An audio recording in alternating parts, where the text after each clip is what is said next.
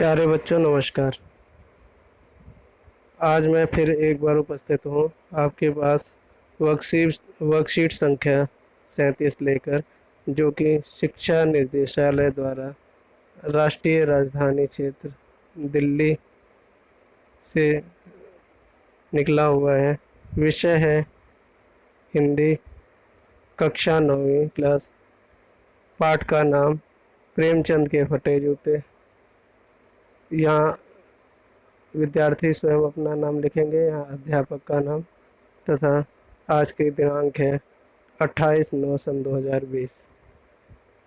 प्यारे बच्चों, जैसा कि आप जानते हो, प्रेमचंद के फटे जूते एक निबंध है जो हरिशंकर परसाई द्वारा लिखा गया है। परसाई जी ने प्रेमचंद के व्यक्तित्व की सादगी का विवेचन करते हुए आज के दिखावे की प्रवृत्ति और अवसरवादिता पर व्यंग किया है।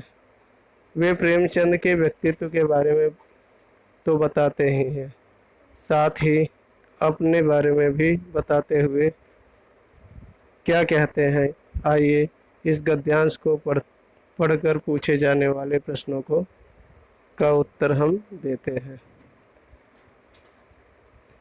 परसाई जी कहते हैं, फोटो ही खिंचवाना था तो ठीक जूते पहन लेते या न खिंचाते। फोटो न खिंचाने से क्या बिगड़ जाता था। शायद पत्नी का आग्रह रहा हो, तुम अच्छा चल भाई कहकर बैठ गए होगे। मगर यह कितनी बड़ी ट्रेजिडी है। बच्चों, ट्रेजिडी शब्द का अर्थ जो यहाँ पे आप देख रहे हैं, ट्रेजिडी शब्द का अर्थ होता है दुखद घटना। कि आदमी के पास फोटो खिंचवाने के लिए जूते न हो। मैं तुम्हारी यह फोटो देखते देखते तुम्हारे क्लेश तुम्हारे क्लेश को अपने अंदर महसूस कर करके जैसे रो पड़ना चाहता हूँ। मगर तुम्हारी आंखों का यह तीखा दर्द भरा व्यंग मुझे एकदम रोक देता है। तुम फोटो का महत्व नहीं समझते होते तो किसी से फोटो खिंचवाते वक्त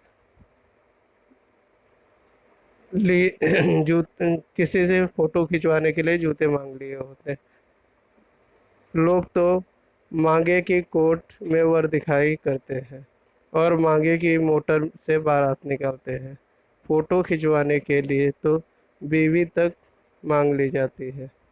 तुमसे जूते नहीं मांगते बनते। तुम फोटो का महत्व नहीं जानते।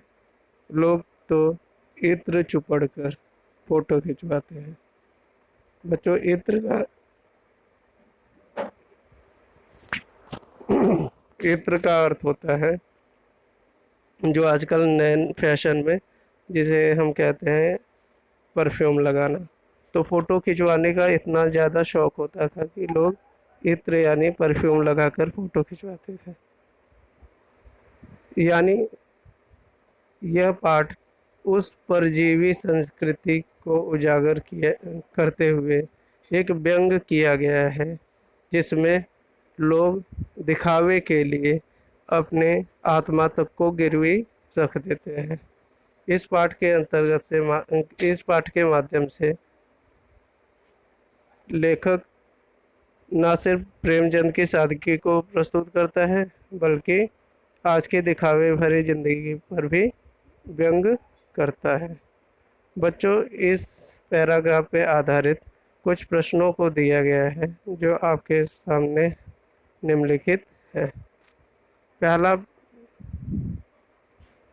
पहला प्रश्न है, लेखक को ऐसा क्यों लगता है कि प्रेमचंद को फोटो का महत्व नहीं समझते। इसका उत्तर आप यहाँ पे लिख सकते हैं और इसका सबसे सही उत्तर यही होगा, क्योंकि अगर प्रेमचंद फोटो के महत्व को समझते तो जूते उधार लेके भी फ़ोटो खिंचवा सकते थे, ना कि फटे जूते में फ़ोटो खिंचवाते। प्रश्न संख्या दूसरा है, प्रेमचंद की आंखों में लेखक को क्या दिखाई देता है?